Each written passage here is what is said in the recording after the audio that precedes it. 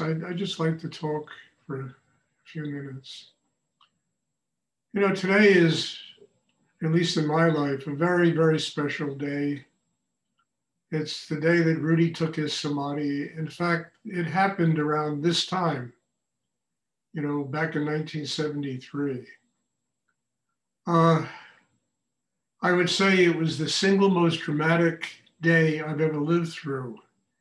I mean, you don't hit a mountain at 125 miles an hour, maybe more. And the person who is closest and you love the most in the world, you discover had left, he was gone. But it was a day of major transition, major change. I had to instantly examine myself and go deep inside and say, well, Stuart, what is this all about? And the answer I came up with is, Stuart, you don't have a life anymore. It's not your life. It's really in service of God.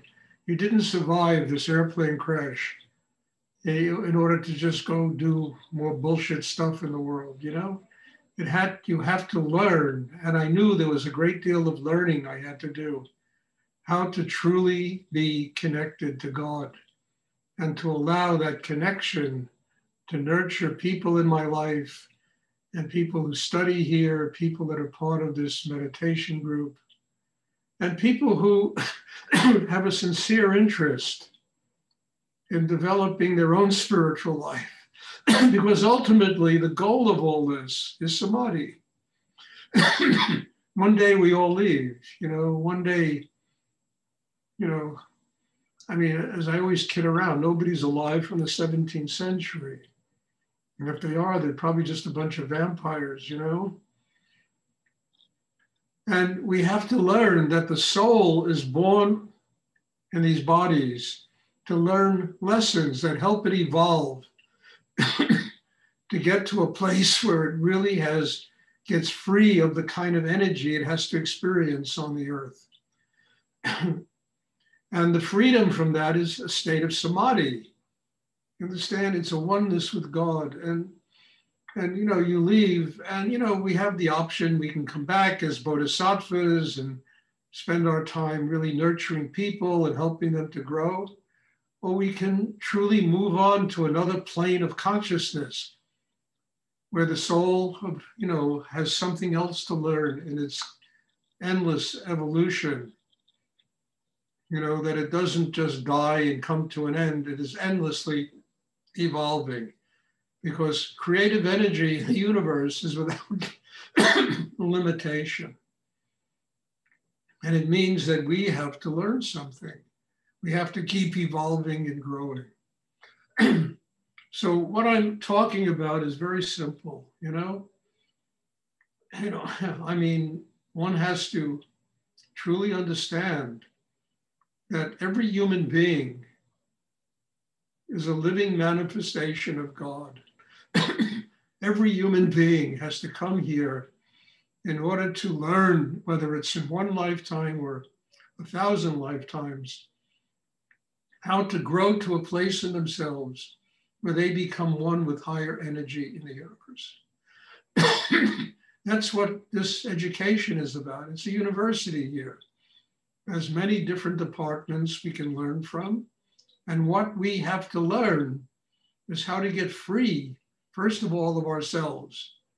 Because once you get free of yourself, you get free of all this karma that exists in one's life. Karma from this lifetime, karma from many lifetimes in the past.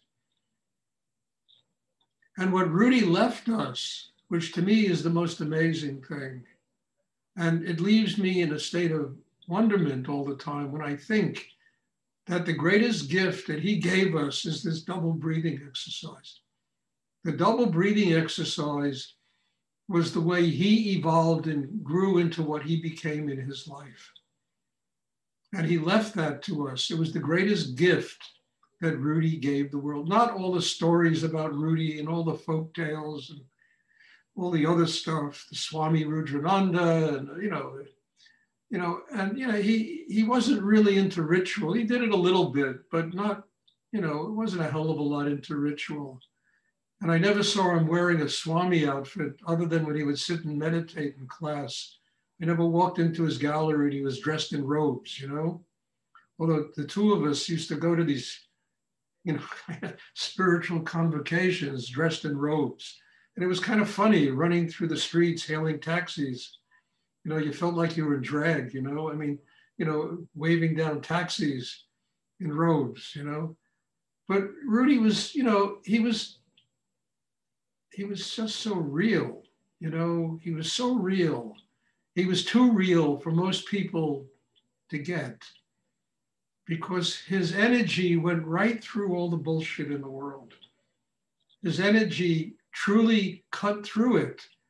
And when you were around him, you had to cut through it. You had no choice. His energy was too strong, too powerful, and you had to cut through it.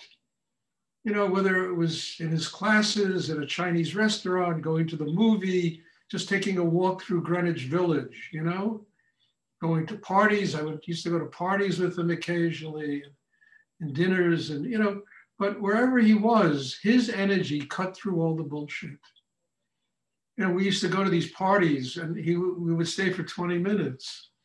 And I would say, Rudi, 20 minutes? He would say, look, after that, it really gets boring. What are we going to hang out for?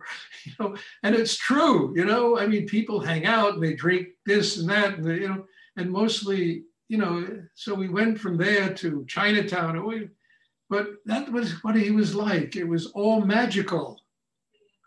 And his capacity to cut through all the bullshit was beyond all human comprehension. I mean, you had to be in a state of surrender to spend any time around Rudi. He left us this exercise. He left us this double breathing exercise. It was his greatest gift that he left the human race.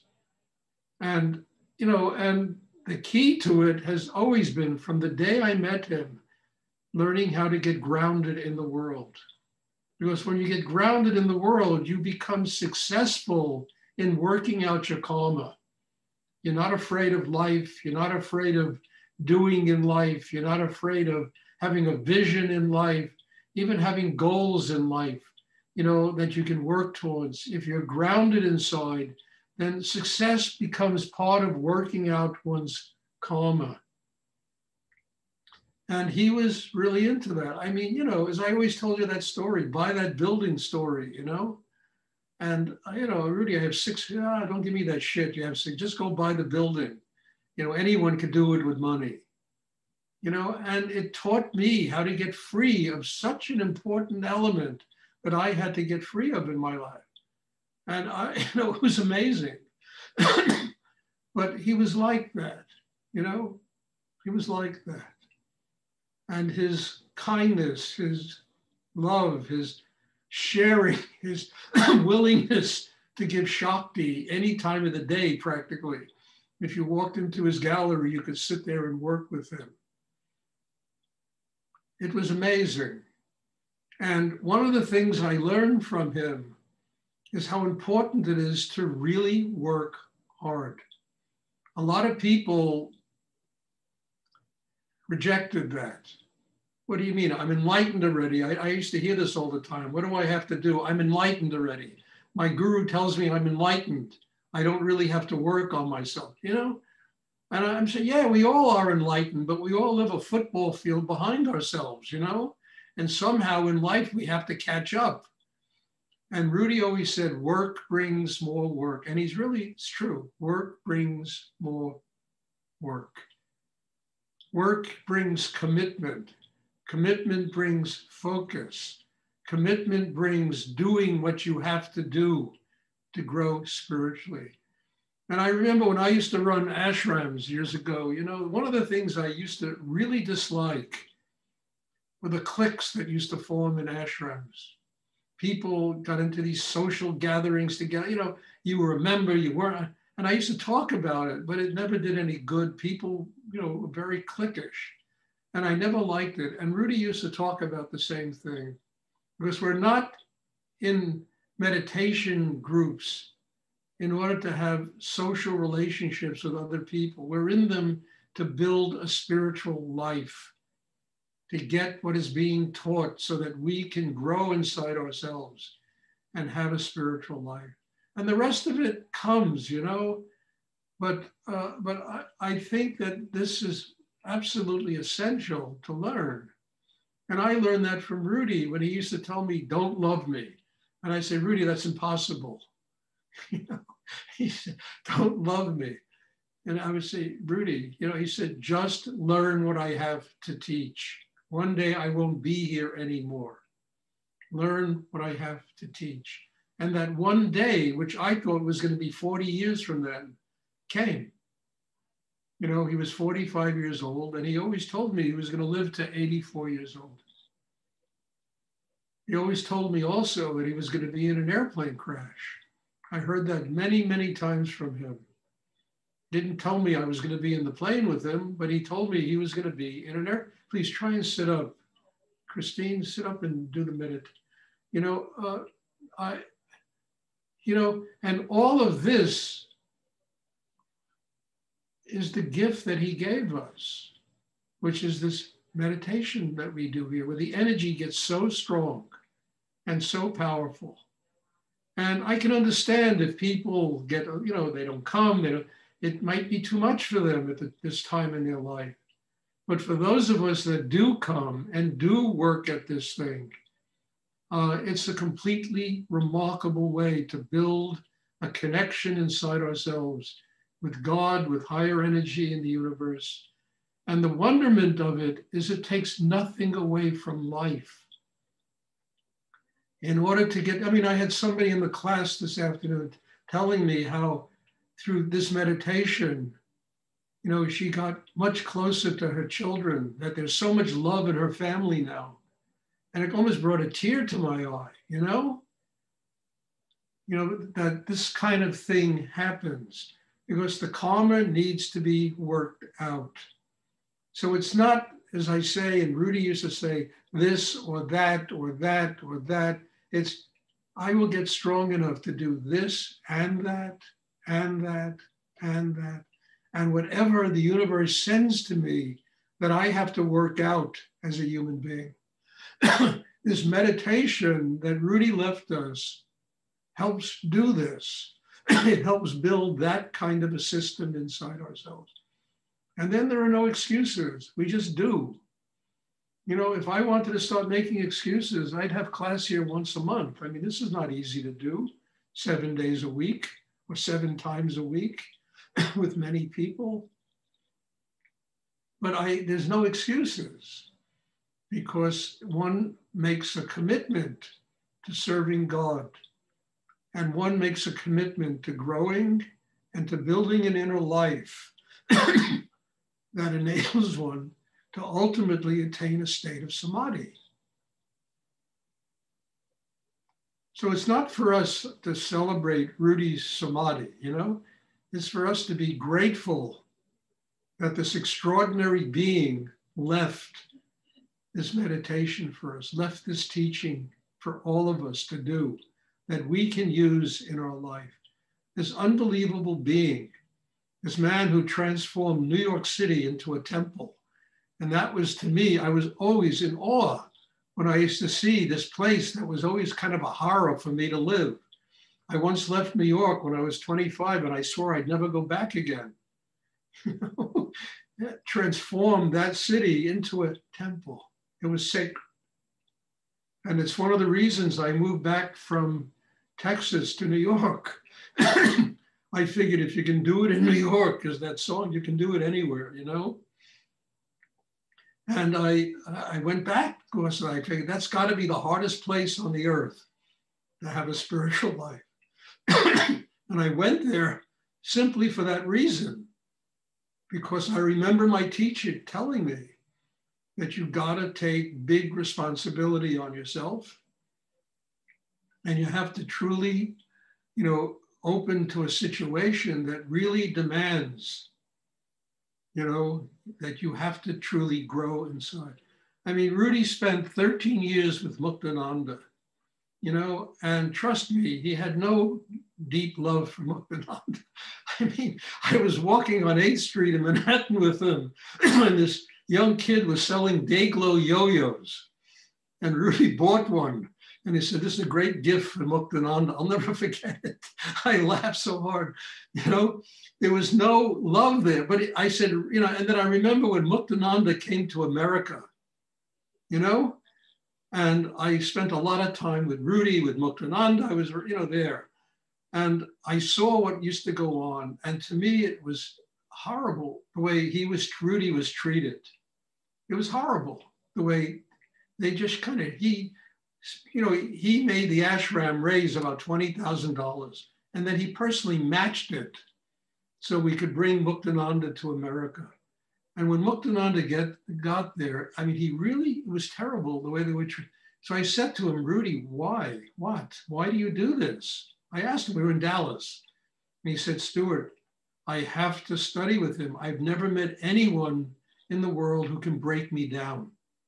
Muktananda is the only person I've ever met who can break me down.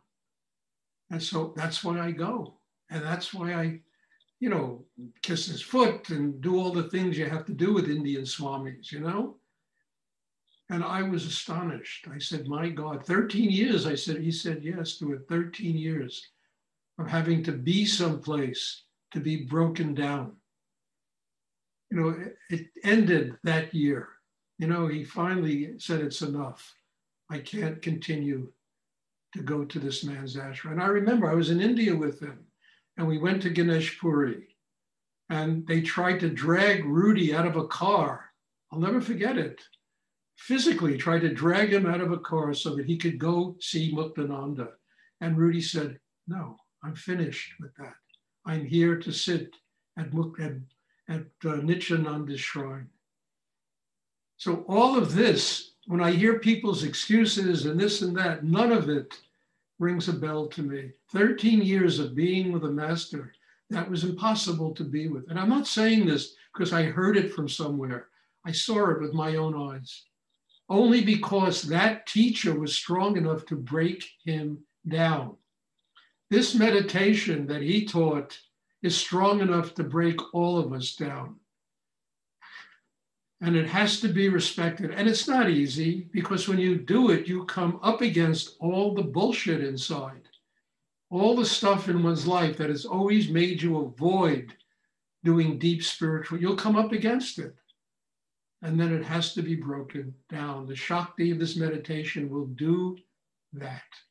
It's strong enough to do it. So, you know, an amazing being, Rudi. He certainly deserves Samadhi.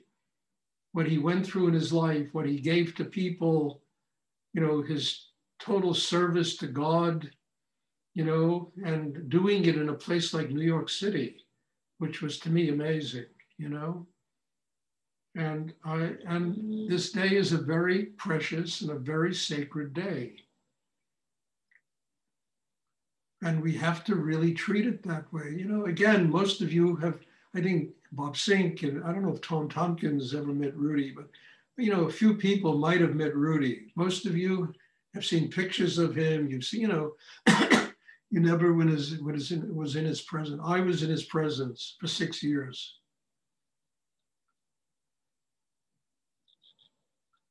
And I have nothing but profound gratitude for just my life, that I'm here sitting with all of you, trying to transmit this teaching and trying to help everyone that comes to these classes to build an inner life that is strong enough to ultimately have their Samadhi. Because that's the goal. That's the ultimate goal of all of this. It's not to make money. It's all bullshit. I've never met a happy person with lots of money. It's not even to have houses and cars and big families. And yeah, it's all part of the steps on the ladder that we have to learn to love so that we can surrender it. Because ultimately, as Rudi once told me one day, he came back from India, he said, Stuart, I was sitting in the back of his, you know, apartment there, and he came up and he sat down, he said, Stuart, I just want you to know, ultimately, we're all in this alone. And that's really true, because ultimately we all have to face God. not some day of judgment but did we do the work in this lifetime in order to attain a state of samadhi? Not you did bad things, you're good things, we're going to send you to hell, heaven. I mean, there's no greater hell than the human mind, I mean that. No greater hell than the human mind. So it's just consciousness. Did we do the work in this lifetime on ourselves in order to attain a state of grace?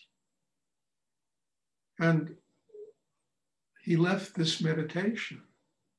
And you all tell me how powerful this meditation is. And it really is, It's not me that's doing it. It's Rudi and Nityananda and all kinds of, higher forces of energy that flow through that create the power of the meditation. And they're doing it for a reason, because the consciousness of people has to be uplifted. Look at this crazy world we live in. Look what's going on in this world. It's just like a lunatic asylum, So consciousness, person by person, nobody's going to save the world, but person by person, the consciousness of each and every one of us. And I don't separate myself from having to learn this. My consciousness, all of your consciousness has to be raised and has to be developed. And we have to learn how to let life and the teachings of life and whatever life has to give us break us down, because life is the real guru, not Stuart, not even Rudi, not Nityananda. The job of Rudi and Nityananda, and now my job, is to help build people to where they can truly sit in front of life and get the real teachings that will break them down, that'll force them to get past themselves into a very deep state of surrender that allows them to become a child of God, a living being that is being guided by higher energy in the universe.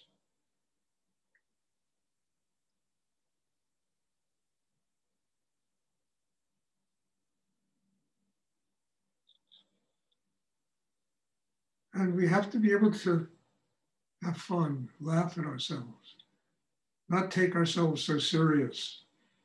There's nothing serious about any of us except this thing in our brain that makes us feel so tense about ourselves, I mean, it's all like, it's like a grain of sand on a beach. Every human being is like a grain of sand on a beach. One little microcosmic entity.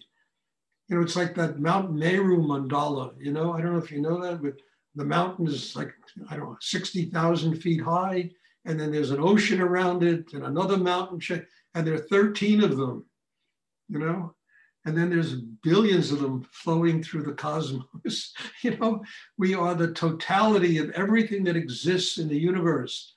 At the same time, we are one of billions flowing through the cosmos. And that kind of consciousness, when applied to our inner work, is very profound, because then we don't live, with opinions about people and life. We really surrender, we let go. We are one of billions. At the same time, we are a totality inside ourselves. So please, everyone, try and work really deeply inside. We'll have a meditation class. And in this class, really, just try to picture Rudi sitting there with that big smile on his face, right at the center of your heart. And just be grateful. Be grateful for him having given us this, us being here on Zoom.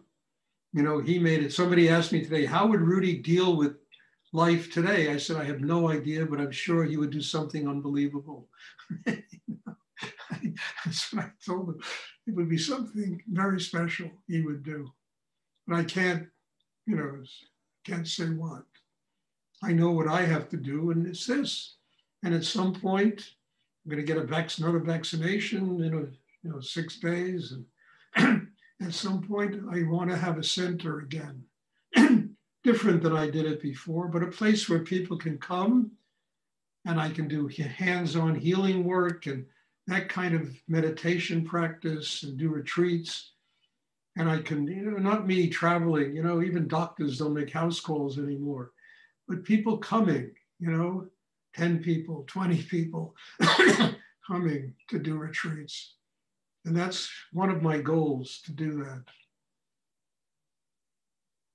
So, things are changing.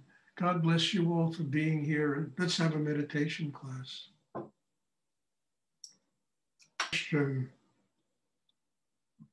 I'll be happy to try and answer.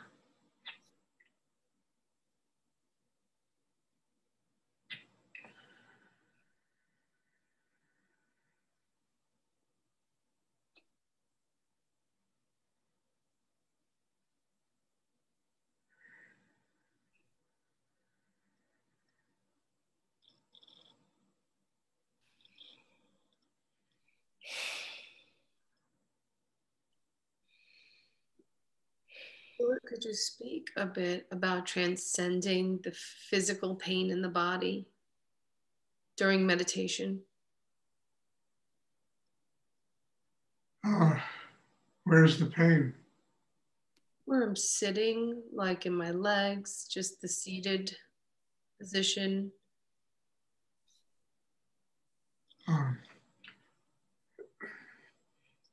The first answer to that question is that when you do this meditation, you discover all the blocks, the things that are wrong with you. Areas where you're tight, areas where you need to stretch, you get loose.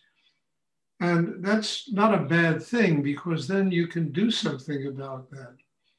If you have pain in your legs, you might, I don't know about now, but after this COVID thing, get a masseuse to work on you, get a chiropractor to work on you, and also you can literally breathe into those areas, because mostly when you have pain, the pain is not necessarily so big, but you allow your mind to get connected to it. And the mind feeds the pain, and the pain gets bigger. So if we keep our attention in the third chakra and don't allow our mind to roam into the pain will probably lessen and maybe even disappear. The mind has a way of really, it just makes things worse when you focus, because it really, when people have that kind of difficulty, and they keep thinking about it and thinking about it, they keep feeding the problem, and the problem gets worse. But if you're detached, and then the energy of the meditation can flow into your legs, can flow into your hands, it can flow to wherever the pain is, that energy will help get rid of the pain. But the first thing is, you got to realize, when you start opening really deeply, you discover all the things that are wrong, all the tightnesses, all the tensions, the resistances you have. And then by focusing, being centered, you allow that energy to come. And it's the greatest healing energy. It can help you to get over most of these problems.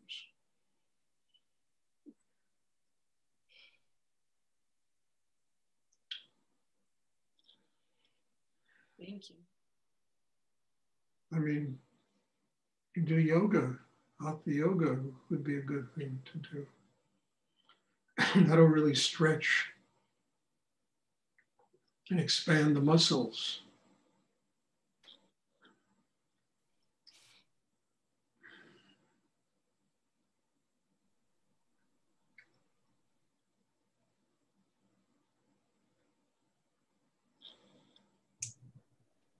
Does anyone else have a question?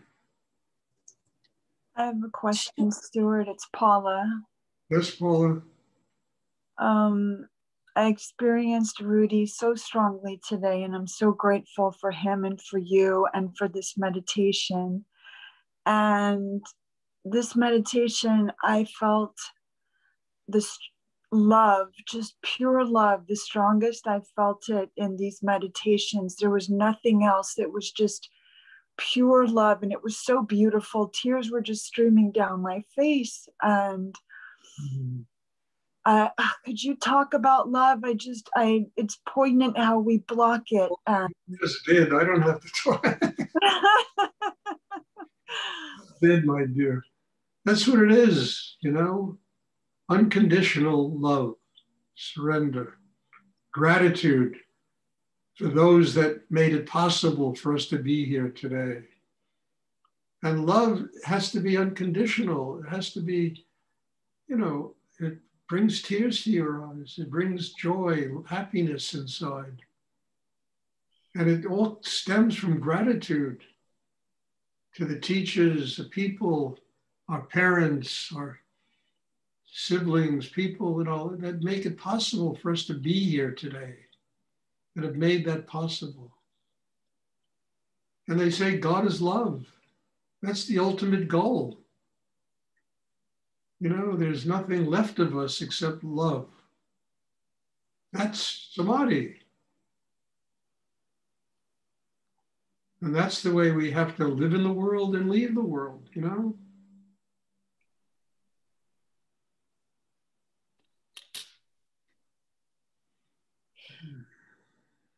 The other word that came to me was empty. I wanted to be empty and just be filled with this pure love.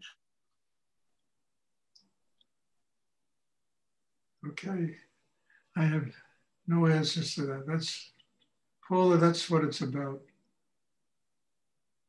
Not being fully yourself, being free of your ego, your insecurities, your tensions. Or if you're not completely free of them, at least you know how to transform them. You know, they don't get in the way anymore. You can transform them.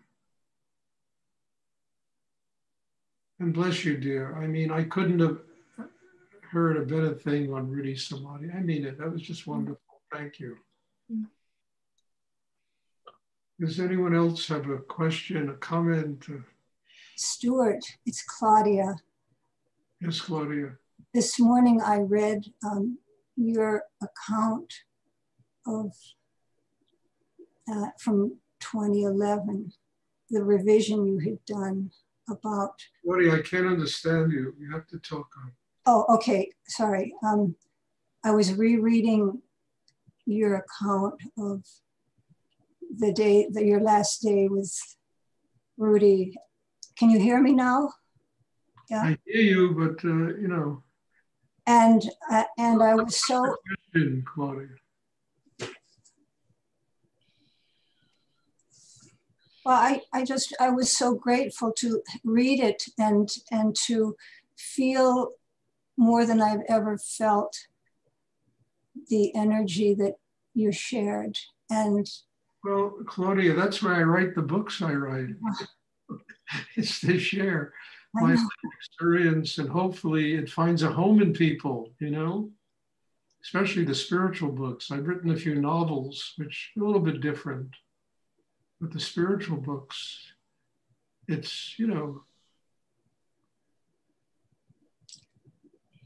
I don't know, in order to write them, I have to get free of me. I decided I'm going to work on another book. I said I wasn't going to write any more books, but you know what to do. Kind of like a junkie. So but I have to be free of me, and then all this stuff comes. There's wisdom comes. I mean, that book, Moving On, Finding Happiness in a Changed World, all aphorisms, almost like 200 pages of aphorisms. I mean, people call me up and tell me they read these things every morning, you know, and it helps them be clearer during the day. But bless you, Claudia, and thank you. And I couldn't think of a better response to things I've written than what you just told me. I mean it. I've been feeling it all day. Good. Does anyone else have a question? This is a day for renewal. You understand? It's a day for regeneration, resurrection. That's what this day is about. So let's all be grateful for this incredible heritage that we have, for these amazing teachers like Rudi and Nityananda that have, passed this work down to us, and take it with us. Let it live in our hearts. Let it live in the deepest parts of ourselves. That's what it's for.